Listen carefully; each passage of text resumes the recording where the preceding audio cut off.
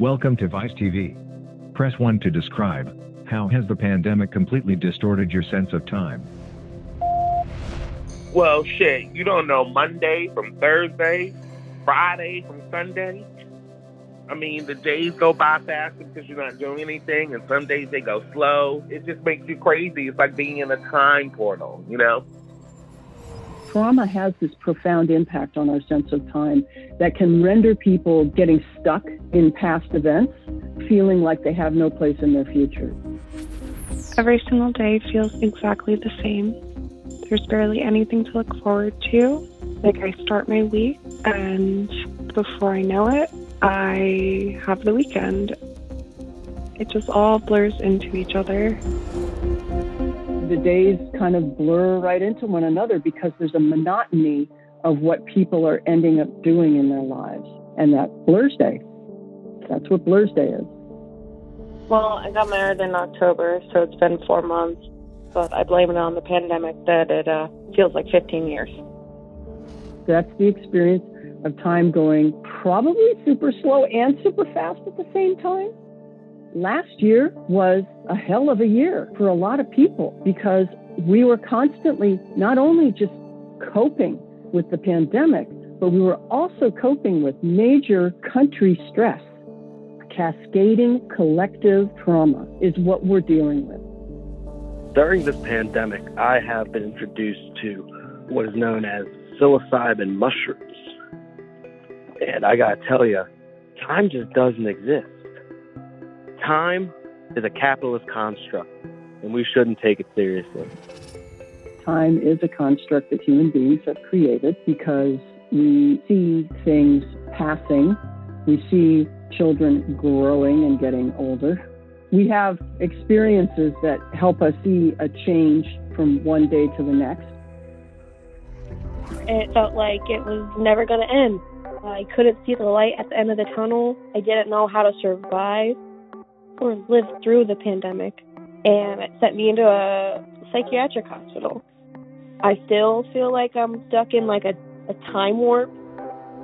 It's really sad. I think that this pandemic and the aftermath of this pandemic are going to take a toll on American health.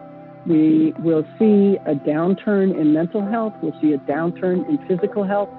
But I truly believe that if we understand what is driving people's responses and can actually institute policies to address those stressors, we could reverse that trend. Fuck the pandemic. Don't give a fuck about time, people. Take some mushrooms. Have a good one. Let's end this ASAP, please. All right, bye.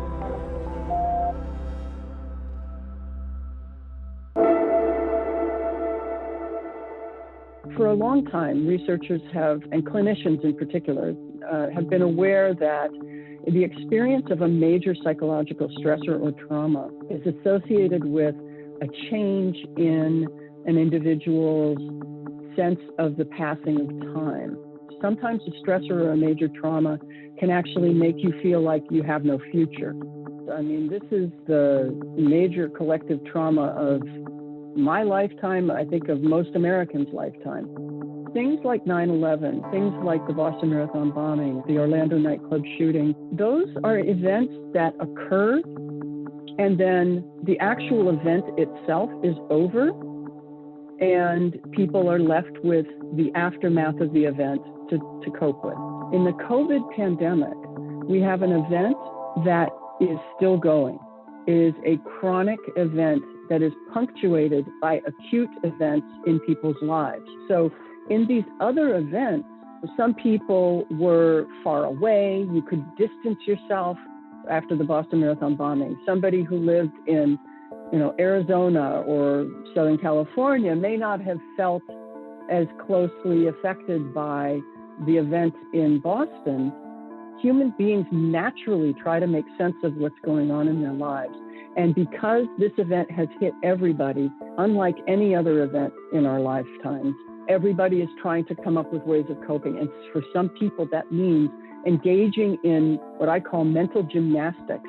What's the meaning of this? What's the purpose of this? They can think about it a lot and get stuck thinking about it all the time.